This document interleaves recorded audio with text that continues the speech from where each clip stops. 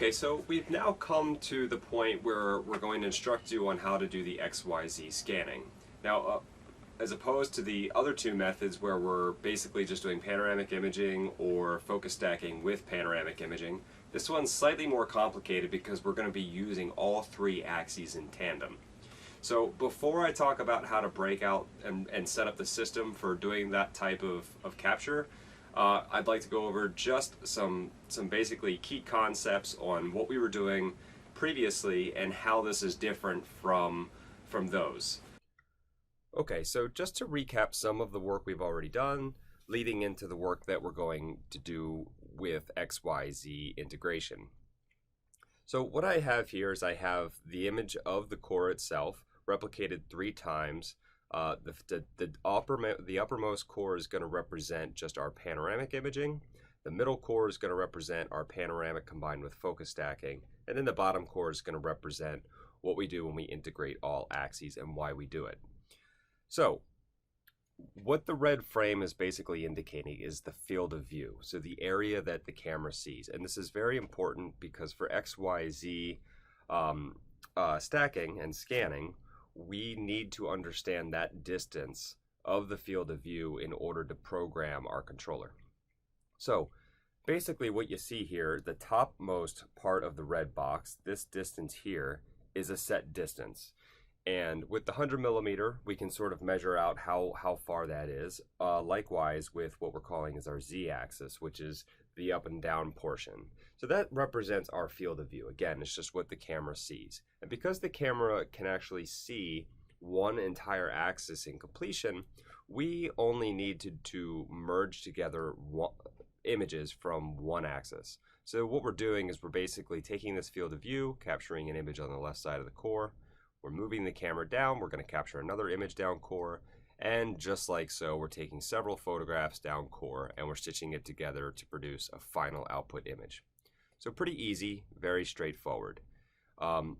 Again, just remember that on the core, from this perspective, because the x-axis is our stacking, the y-axis is this distance here, and the z-axis is this distance here. Okay, so as we scroll down, the second approach, the second video, was when we combined X stacking and Y panning. So this time, what we've done is we've taken a focus stack through the field of view. So we've actually added this dimension, which we call our X-axis or X stepping, and then we still have this dimension, which remains to be our y-axis, and then we still have this dimension, which is our z-axis. Now, most of the core is still captured within our field of view based on the magnification that we're using. So just to capture a complete depth of field, which is where we render everything in focus, we now want to begin using the x-axis in combination with the y-axis. We're not using the z-axis because, again, all of this information is already captured in the frame. So what we're doing is we're taking multiple photographs through the core sample, and then once we've done that, we take basically that entire focus stack and we replicate it down core. So we're taking a focus stack here, we're taking a focus stack here, we're taking a focus stack here, we're taking a focus stack here, and then we're merging together each focal stack to create a final output image, and then we're creating one high quality panoramic where nothing is out of focus, as opposed to where some details may be out of focus with standard panoramic imaging. So again, pretty straightforward. This is where it starts to get a little tricky, but the results are significantly better. So rather than try to capture the entire width of the core, which again is the z-axis, what we're doing is we're using a higher powered lens, so a higher magnification, in order to focus on a smaller area of the core sample. And that allows us to see smaller details that we're unable to see using the 100 millimeter lens. So this is the MPE65. It's adjustable from 1x, 2x, 3x, 4x, and 5x power. And some of the, basically the distances or the depth of fields that we're going to be entering into the controller are dependent upon what magnification you're going to be using. For this demonstration, we're going to be using 1x magnification for all of the demonstration work. So again, Similarly to our previous tutorial video, our axes are exactly the same. So this dimension here is our x-axis, this dimension here is our z-axis, and then this dimension here is our y-axis. But what's different about XYZ scanning is that rather than picking 2 points like we did on these and then estimating the number of photos that we need in between, we want this process to be as fast and as efficient as possible. So what we're actually doing is we're taking the total Y distance and we're going to program that into the controller, and we're going to take the total distance of the Z-axis and we're going to program that into the controller, and then we're going to take the total distance, the total area that's in focus at a given magnification, we're going to program that number into the controller. So you'll see how we do that later in the video, but just to give you an indication, all we're doing is we're going to set a start point, an end point, and then we're actually going to tell the computer what that total distance is. Now, if this is starting to get intimidating for you, don't worry, because we actually have all of this information figured out in these tables here. So really, if you're at 1x magnification, which we're using, you refer to the column in green, which is where you use an aperture of f4, and then you just enter this number into the x-axis, this number into the y-axis, and this number into the z-axis. But I just want to show you what those numbers are and what they mean. So basically the x-axis is our stacking. So that is the total distance of the area that's in focus. So that means that each frame, so let's just say this frame here, is 0.5 millimeters long. But the area that we need to stack is, let's say, 2 millimeters long. That means in order to capture that full 2 millimeters, we need to capture 4 images. So we're overlapping, again, the areas that are in focus. However, we need some overlap information so that all of the areas in focus are clear or are sharp. So what we end up doing is multiplying that number by 0.8, and that ensures that there's a 20% overlap in all of the work that we're doing, so that there's no information that's missing. So basically, when we overlap a focal plane, there's no bands that are out of focus, and similarly, when we merge together the panoramic, there's enough overlap, 20% to be precise, to actually create and merge the images together. So now moving on to the y-axis, this number here, that number is calculated by measuring the distance of y and then multiplying that by 0.8. But then also something that's different, and you don't need to worry about this, but what we do, because the slider moves 14.52 times faster than the stack shot rail, which is used for the Z stacking, we have to divide that result by 14.52. And that's how we end up with the number that's 1.983. And then for the Z-axis, it's pretty straightforward. We're just taking the height of the Z-axis, so and multiplying that by 0.8. So Z times 0.8 for 20% overlap on that axis. And then you end up with 3 numbers, and you'll input those numbers. Now, the way that this table here works is that if you are to change the aperture of the lens, you're going to change the distance of the area that's in focus. So instead of using this number here, which is preferred at f4, you're going to change that number to one of these. So let's say you wanted to take fewer photos and speed up the entire process. You can change your aperture from f4 to f8, and then what's happening is you're capturing more area of the image in focus, which is going to basically speed up the process by a factor of 2. So that's very useful. And the other thing is if you're going to basically increase the magnification, you want to basically resolve more details. So what you'll do is you'll change your lens so that it's factored in at 2x, and then you'll just use these numbers here in this chart and similarly down the list. Now, this chart over here is showing what will happen, or basically it's the numbers that you'll need to enter if you're using the micro kit, so higher powered objectives. So the 7.5, the 10, the 20, the 50, and the 100x objective. Okay, so, and again, now the process, what we're going to be doing is we're basically taking this set of images here, and we're going to take a focus stack there at the starting point, a focus stack here, a focus stack here, a focus stack here, until we're all the way at the end of the core sample. And then what's going to happen is the core is going to move relative to the camera, and then we're going to image another row. And then once we're done imaging that row, it's going to get to the other side until eventually the entire core sample is scanned. And that is what XYZ scanning is.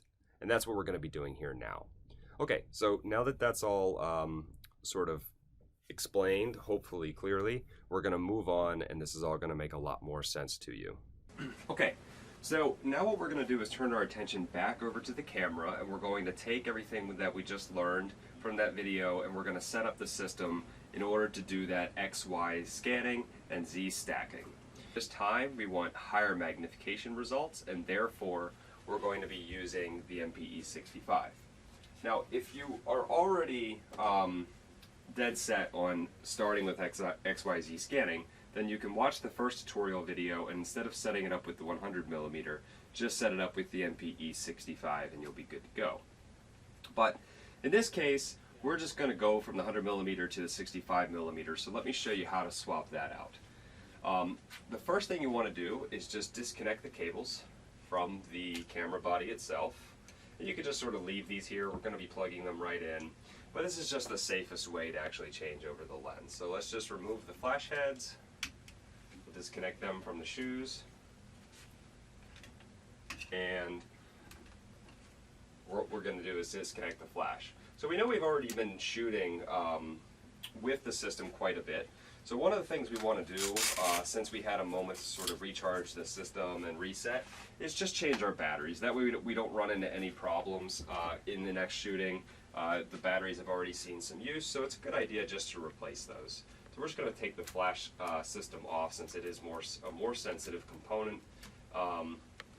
And we're going to set that to the side, and then we're going to plan to switch out all the batteries within the system. So, to swap out batteries in the CP4EN external pack, you take it out of its case, press this button, slide it to the side, and you're going to pull out an 8-pack battery system. Now I actually have these red labels on all of my batteries. Basically what that's for is well, one is it makes it more snug, but two, it just has me date the batteries, because even though these batteries are rechargeable, it doesn't mean that they're going to last forever. So it's a good idea that anytime you buy new batteries or have new batteries, just make sure you can differentiate these from the new batteries, because these are going to fail, and if you start mixing them up, you're not going to know which batteries are good and which ones are bad. Okay, so we're going to take all these batteries out, the ones with the red labels.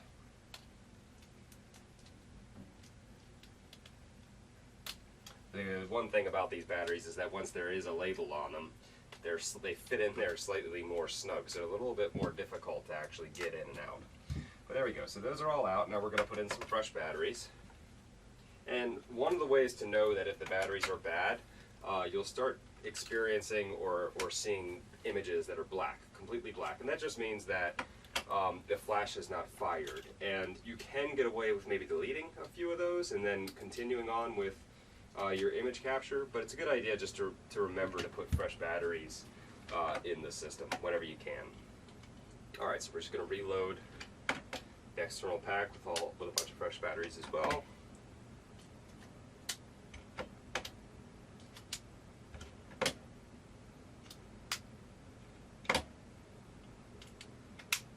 Now with these two things in tandem and elevating the ISO level so that you're not using a significant amount of power from the flash, this flash should be able to last you for a full 10 hours.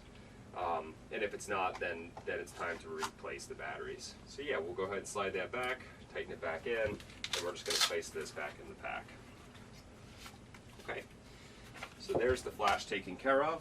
Fresh batteries. You can again do the same thing with the camera body. Just go ahead and throw a fresh battery in. I know that battery's good, so we're going to leave that.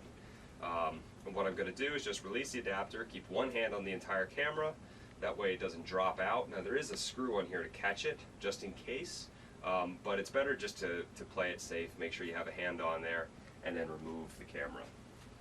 Now again, we're going to stay consistent with what we did before.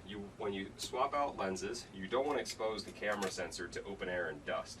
So you want to be fairly quick with this. So not fast to the point where you drop something or mishandle it, but you don't want to wave the camera around. You want to kind of keep it in a fixed position, not too far from where you're interchanging the lenses. Swap the lens in and you're good to go. And now what we can do is just reset the camera right back in that adapter. Again, keep two hands on at all time, one on the camera, one on the adapter until that's nice and snug. And again, go ahead and put the protective dust cap back on the 100mm. Okay, so now what we're going to do, just add our flash back to the camera. And using the locking mechanism, you just want to lock that into place. And we're going to place the flashes right back into their shoes. And you don't really need to get the cables out of the way, but it does help sometimes. So what we're going to do is just pull the cables back so that they're over top the magic arms and out of the way of both the light and the camera lens. The other thing is that with the 65mm, the working distance is going to actually decrease. So as the camera moves closer to the material at 1x, we're going to have a large field of view, but that field of view is going to be significantly smaller than the field of view that the 100mm was providing us with. And similarly, as you beef up the magnification, so if you go to 2x, 3x, that field of view, the length by the width of the area that you're seeing is going to start to decrease, as we mentioned earlier.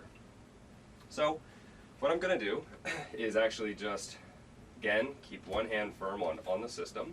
We're going to lower down the carbon fiber crank arm, everything much lower and closer to the system, and tighten it up. And then what we can also do is we can move our stack shot system on this adapter plate, lower that down. So again, we're much closer to the core sample. And then what we'll do is we'll actually use the servo to bring the camera closer. That way, nothing is going to get in the way of the actual core sample. Okay. The other thing is just noting where our lens is, since our working distance is closer. You just want to adjust the flashes so that we're making sure that there's enough light getting onto the area of interest.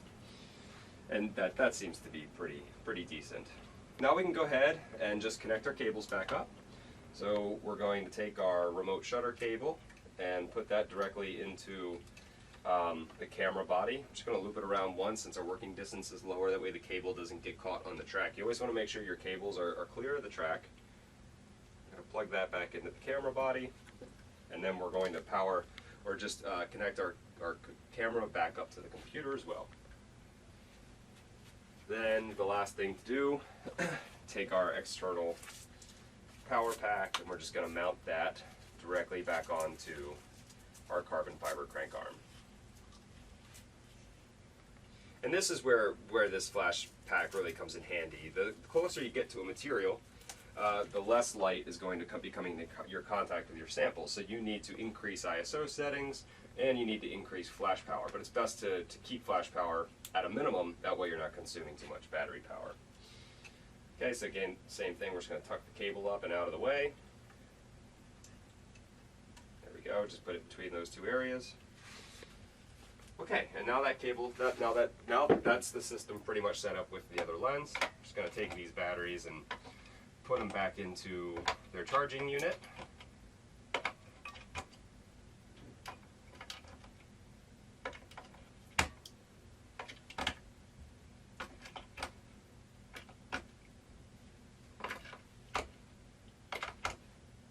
And then we'll shift our focus back over to the system. So everything should have power now. Batteries are replacing the flash, our battery's still good in the DSLR, and we still have plenty of power on our stack shot. So first thing, let's just power on our stack shot.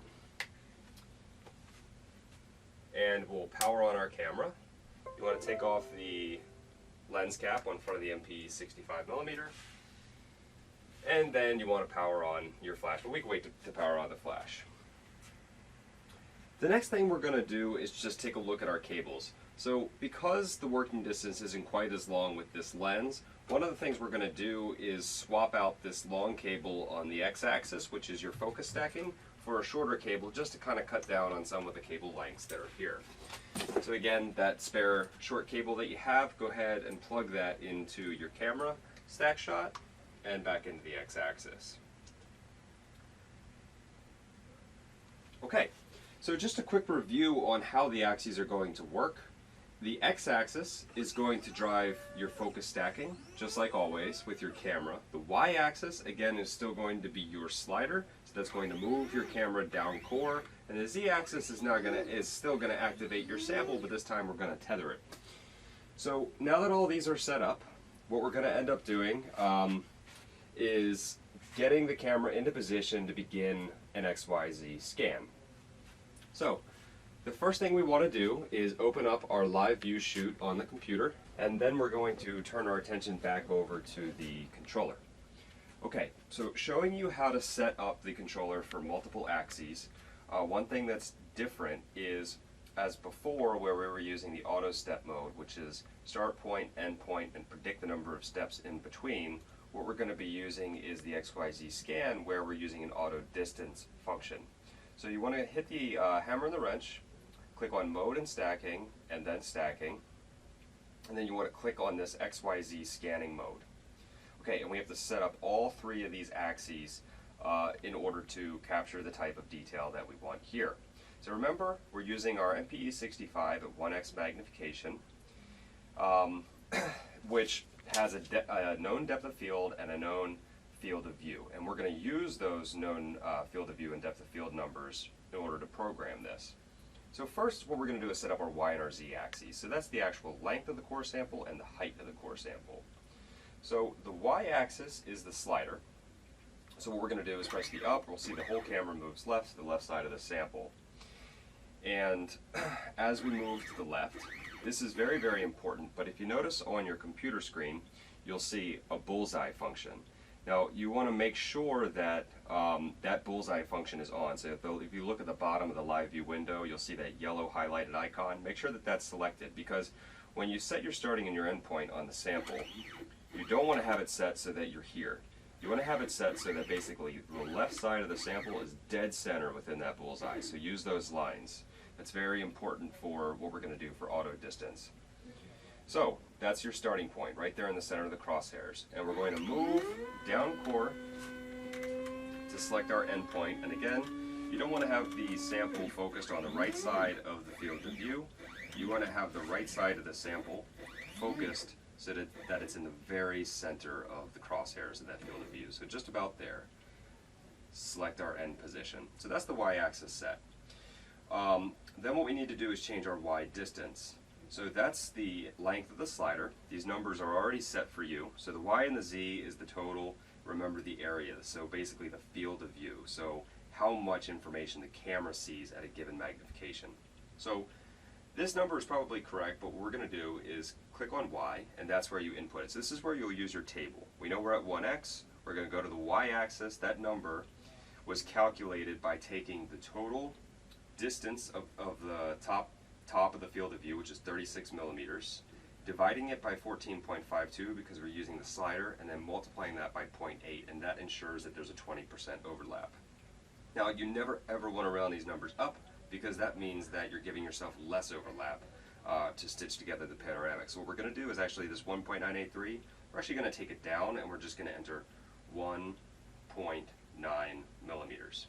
Okay, so that's all set up. We're going to go home, and now we're going to set up our z-axis. Z-axis is the height of the sample, and again, using field of view, that's a total distance of 22 millimeters. And because this is on the stack shot itself, we don't need to divide it by 14.52, but we will multiply it by 0.8 to ensure that there's 20% overlap to stitch the panoramic. So for the z distance, we're going to go ahead and do that before we set up the start and the end point. Refer to the table. It's a total height of 22 millimeters, multiply it by 0.8 is 19.2, and again, round down. So we're just going to call it 19 millimeters. Okay, so now what we want to do is set our start point. Remember, you don't want to set the sample up here. You want to use the crosshairs on your screen to make sure that your sample the center of those crosshairs is at the top of the sample, so right there. That's going to be your starting point. Now we're going to move down, and again, make sure that the bottom of the sample is focused at the center of the crosshairs. It's just very important for the overall calculation. If this is off, then your step sizes are going to be off for the total amount of distance traveled. So here we go, we're just going to get down there to the bottom. Make sure the bottom of the sample is right in the center of the crosshairs. That's our end position. Oh, we forgot to press start, it looks like, on the other side, so let's just move up to the top of the sample one more time.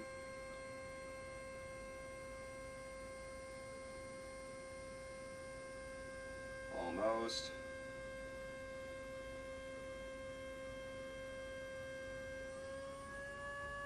Okay, there it is. Remember, top needs to be in the center of the crosshairs right there. That's our starting position. Okay, so now we're going to go home, set up our depth of field. So this is the area of the image that's in focus. So this is our x-axis. So we're going to move the camera closer to the material and further away from the material. So what we want to do is move closer to the specimen until everything just starts to go out of focus. You kind of want to overshoot it a little bit just to account for any variations or changes in height from where your sample is. That's your starting point. Now you want to move to the back of the sample. Again, overshoot it a little bit just to account for any variation, and that's your end point. Okay, so we give you recommended settings that are based on an aperture of f4, and that's because it gives you a great clarity. But here, I'm actually more interested in speed. So what we're going to do is use the aperture of f8, and that total distance is 0.89 millimeters. So basically the depth of field is longer, and what that's going to do is it's going to increase our capture time by a factor of 2. And that's all of your parameters set. So now what you can do is press home, and then when you're ready to go, what we'll do is we'll come back and we're just going to press that start button, and that's going to start everything. But first we want to change our camera settings out of automatic and into manual. Okay, so to do that, we're going to switch to our camera. We're going to change the dial so that it's in manual mode. We're going to use a low flash power setting, so 1/32, make sure our flash is on. We're going to come back over to the computer and we're going to make sure that our aperture is at that f8 I was talking about, and then we have to elevate our ISO levels fairly high. So because less light is going to enter the camera, we need to introduce some artificial lighting, which is your ISO. Again, never go above 1000, but 1000 is pretty good for f8. And it's still going to be a pretty high quality image. So ISO increase from 1000. If you're using f4, the ISO might be closer to like something like 400 when the flash power is 1/32. Okay, so we are all set. The last thing to do is select your directory. So you click on that folder again and browse over to where you want your images to be stored again. I won't repeat that information. Chances are you know how to do that by now. We'll click OK. What we're going to do is walk back over to the camera. We're going to press start. You want to make sure when this happens, you just make sure all the cables are clear. They should be in a spot where nothing catches, everything gets pushed. But you just want to make sure your cables are clear. What we'll do is we'll let this run, we'll capture a short time lapse, and then we're going to come back in a part 2 video and then show you what to do with all this data once it's captured. So stay tuned for part 2. We're going to take all this data, we're going to stitch it together to produce an unlimited depth of field, and then we're going to stitch them all together along the x-axis and then along the y-axis. So I look forward to talking with you then. Thanks for watching.